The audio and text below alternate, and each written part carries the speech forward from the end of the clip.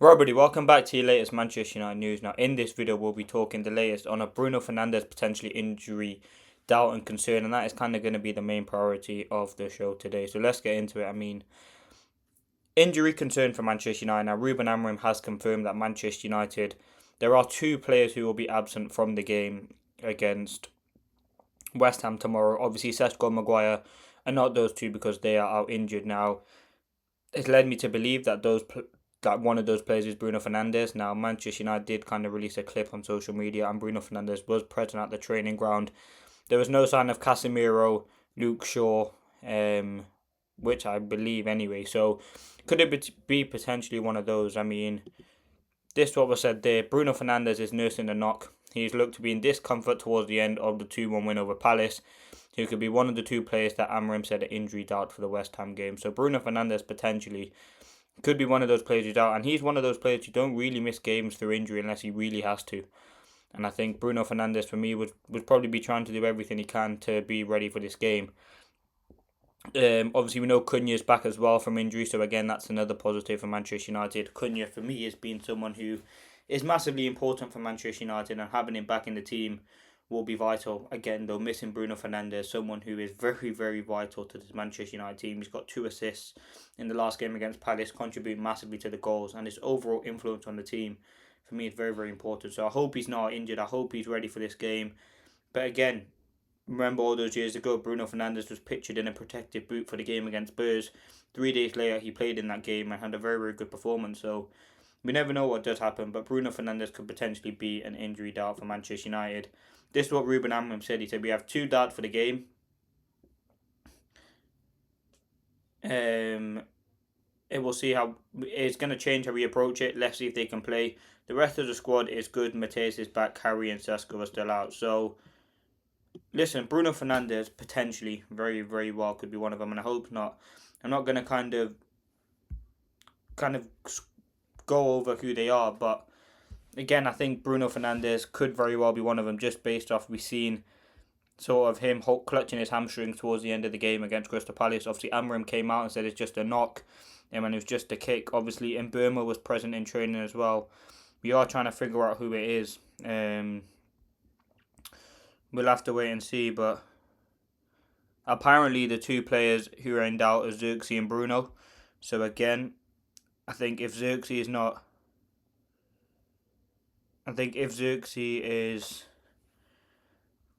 is not available for the game, I think that just means you put Mount in the false nine, or you put one of Cunha in Burma as the false nine, and you go with you go with Cunha in Burma and Mount as your front three, and that's not obviously it's not good to see Xerxes out injured, but I think we can overcome that. I think if Bruno's injured, who do you bring in?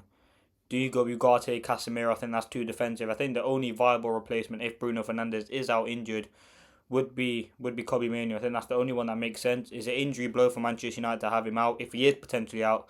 But again, this could be speculation, as I said that time before. But listen, looking ahead to that kind of game against West Ham, I think it's certainly going to be an interesting game. Tomorrow, obviously, we'll have the 5 things out in the morning for the game. It's going to be an interesting game. Obviously, West Ham will be out Lucas Paqueta. He's someone who's very, very key for them. And their threats mainly come down the right-hand side.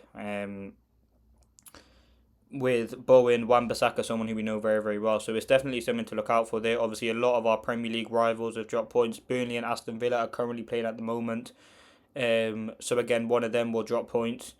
Spurs got a draw against Newcastle again, above us. Sunderland play Liverpool. What's the other one? Obviously, City won. So it's an opportunity potentially to get some points on sort of the clubs.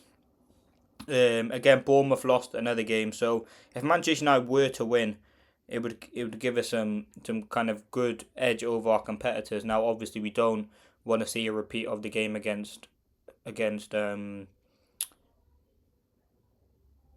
That just can't happen, and that'd be inexcusable. I mean, West Ham are not great this season, so again, the aim should be to get a win and have a strong, confident performance. But again, we never know what you can get from Manchester United. But if we're going off who is injured anyway, and we're going off what we've seen in our last game against Palace, I think there are positive signs there. And West Ham, they're a team that have not been in great form this season. They have struggled with momentum, they've struggled with confidence, and ultimately, yes, we know they have good players, but Nuno Amorim talked about how he is a good manager and he's able to adapt. He's been in the Premier League for a long time. And as in Everton, the last time they come to Old Trafford, they beat Manchester United 2-0. So they're probably going to this game with a lot of confidence. Obviously, they played Liverpool at home and it wasn't the best performance by them.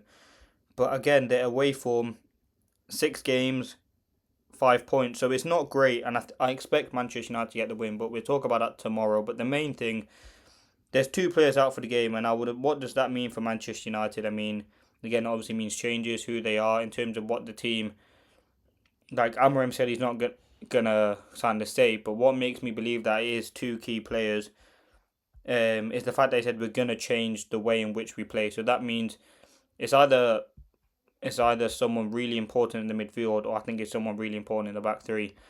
Now, Samsey Reports has done an article with I think Gimme Sport, and he's talking about SESKO making return. He has no fresh injury, and the issue remains minor with no major concern. The target is to be back for the Bournemouth game on the 15th of December. So 15th of December is in 12 days. Again, hopefully be good for him to get some minutes there as well, and hopefully he can come back from injury. But he's making steady progress. He's in the right direction. So again, that is a positive there. I think that's something definitely to look out for and see potentially whether he is back.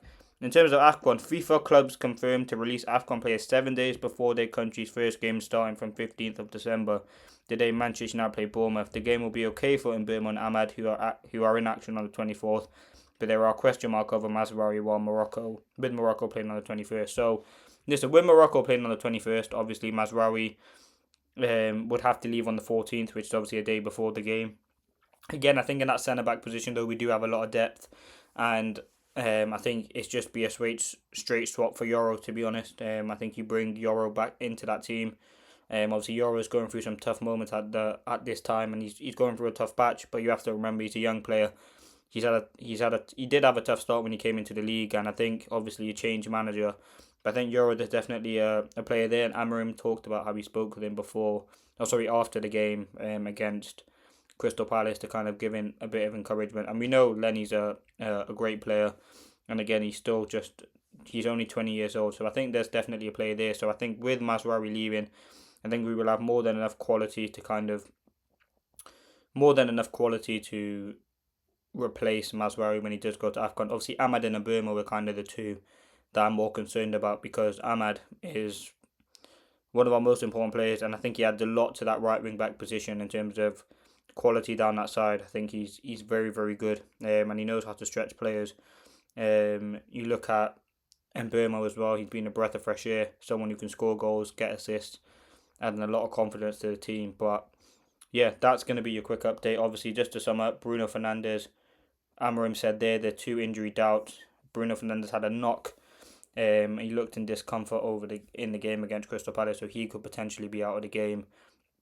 Hopefully not. I think we need his quality in the game, so we'll have to wait and see what happens. But let me know your thoughts, predictions for the game.